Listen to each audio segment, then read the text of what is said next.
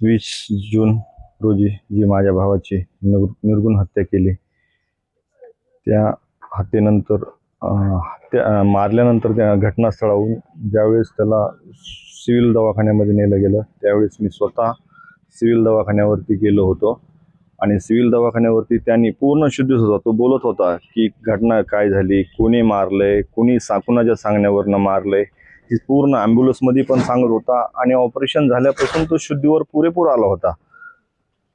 पण शुद्धीवर आल्यानंतर एक 3-4 तासानंतर त्याचा मृत्यू झाला.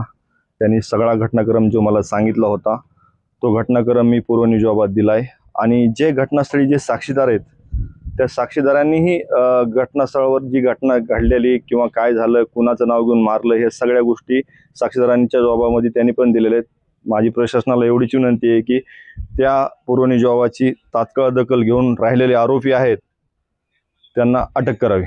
पूर्वनियोजनात कोणाचं नाव घेतलं सांगितलंय ना मी, सौरभ सोनवणेचं मी जबाबातही सांगितलंय, आपल्या प्रसार माध्यमांनाही सांगितलंय किंवा जे माझी घटना झालेली माझ्या भावाने मला जी सांगितलंय ते मी जबाबात दिलेलं आहे ना, त्याच्यावर तात्काळ अटक करून कारवाई करावी.